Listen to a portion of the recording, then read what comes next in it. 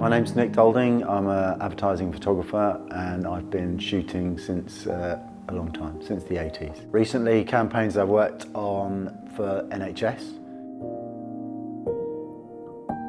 And the latest one, which we're just doing the second series of pictures, is Talking Therapies. And it's about people's mental health. It's quite important for me to obviously keep my mental health in a good space. And as a photographer, I have had bad, my worst probably times have been when I've had quite long patches of no work. So it is important for me to, as I said, to compartmentalise the work and the thoughts that I might be hearing.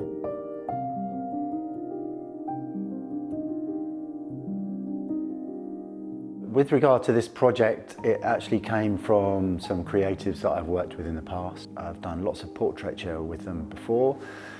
This actual campaign involved a bit of moving image, so it's like moving portraits. So fairly static setups using continuous lighting, and we might just be having 15 seconds of somebody, we're eliciting a thought, deep thoughts.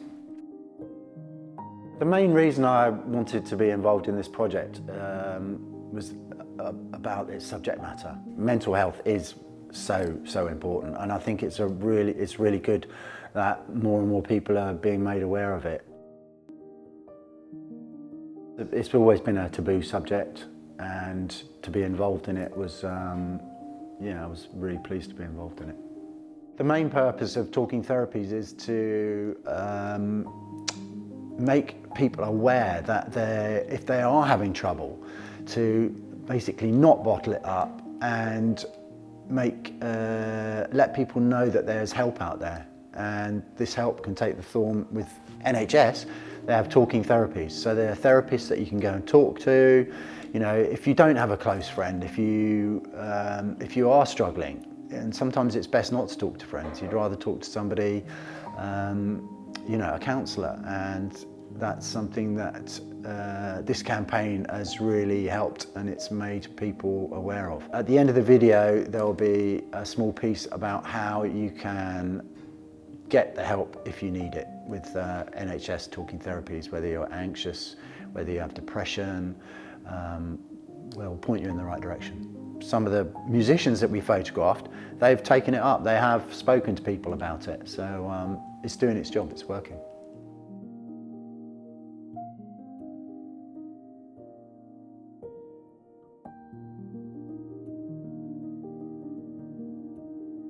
For me, the photography and shooting the individuals is the most important thing at the time, and I seem to manage to, it doesn't affect me. It doesn't affect me greatly. I mean, often the people there, you're eliciting a look, and maybe it would be harder if you're interviewing. I think so. When you're just getting looks and things, it tends to work. I started out in photography actually in the 80s. I originally was doing a business studies degree, and it soon became apparent to me that I probably wasn't going to have a fulfilled life probably behind a desk. So I made a decision to try and be more involved in photography. I'd always loved shooting it, but I actually didn't realise that there were careers out there other than maybe sports and weddings. So in the early days of the Association of Photographers, I banged on their door quite regularly. I started working with lots of different photographers and ended up working for 2.5 years for a still life photographer. So my first 10 years as a photographer were shooting inanimate objects. Gradually, some of the still life projects had hands in it, hand models, then there were people involved, and more lifestyle came along, and then more and more portraiture.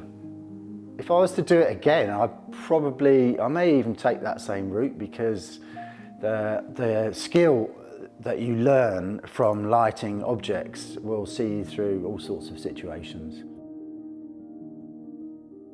dealing with people, meeting people, and so something like the Talking Therapies campaign is really is a really good one for just getting to know people, meeting people. You might only have a few minutes with them, but you've got to try and create some sort of mini relationship.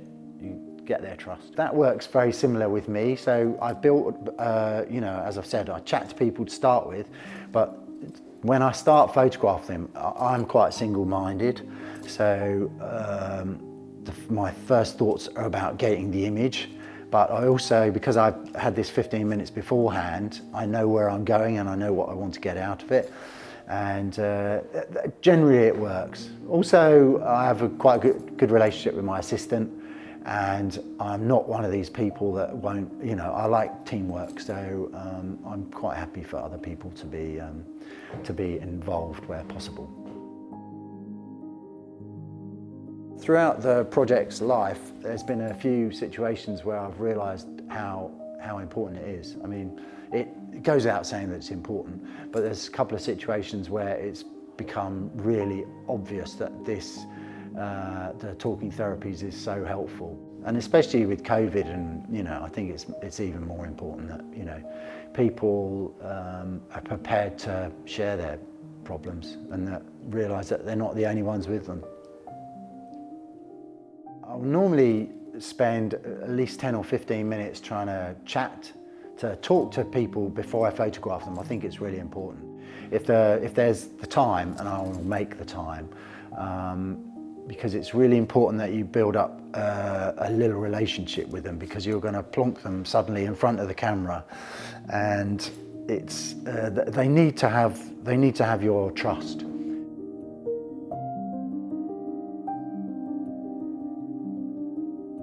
So one particular person that I photographed, I was speaking to him beforehand. He'd been in the police force for years and years, and he'd worked on quite an horrific case, and it actually had set up post-traumatic stress in him, and he had actually had to be retired out of the force because it had such a big effect on him. So he now actually goes and counsels people. He goes, his way of dealing with it, he's managed to compartmentalize things. When we finalised the actors that we're going to use for the shoot, we staggered them on the day, as I said before, and we get them in and show them the visual, explain everything to them, just a recap, and each actor was given a particular line. So we'll talk to them about what we want out of them. They're not looking at camera. They don't really know that they're being photographed, but they're just deep. They're deep in thought. They're probably looking off camera. They're thinking about a bad time. It could have been a bereavement. It could be just trouble with work. All sorts of different things.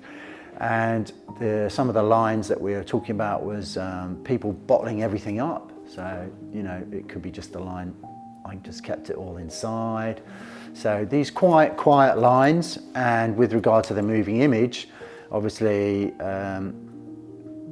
the take only probably lasts for 5 seconds, but it could be just a blink, it could be just a slight movement, and immediately it's not just a still photograph. The first campaign that I did in this project for Talking Therapies was actually a year ago, and funnily enough, 1 year later we're revisiting the project. So I think it was a fairly successful campaign when we did the original 4 and the original 4 actors, and they are being used again, and now the project is expanding. We're using some therapists. We're photographing therapists. We're also photographing some case studies. So particular people that have had particularly traumatic or difficult situations. I'm pretty sure it was shot on the Sony, and one of the reasons why the Sony was really good, and we had continuous lighting, and with just 2 tweaks we could go from shooting stills to shooting moving image and keep the depth of field the same. Whereas quite often if it's a camera change, especially with the mental health, because it's so important that the people remain, you're asking them deal with their feelings, and just chop and change cameras, it's just going to break the moment. So that was really beneficial. With regard to the voiceovers, that was shot later on in the day. First digital camera I bought was an H1 with this sort of image bank thing back in the early 2000s. Cost me 25 grand. Canon most recently until I think 2018, when I won the Sony Portrait Award. I was lucky to win 2 Sonys. I chopped one of the Sonys in for a 28-70, which is pretty much a go-to lens.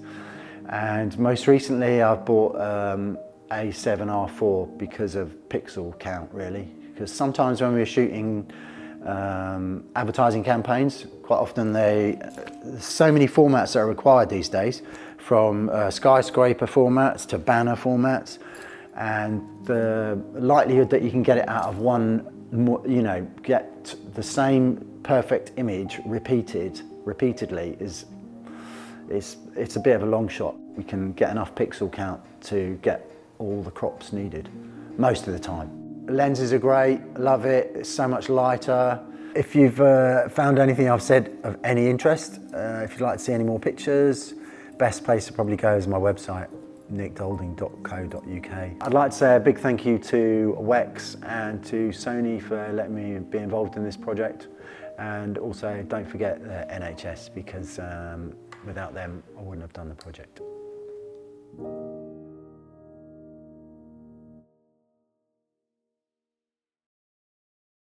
If you're struggling with your mental health, or you just feel like you need a bit of a chat, then visit mentalhealth.org.uk/yourmentalhealth/getting help.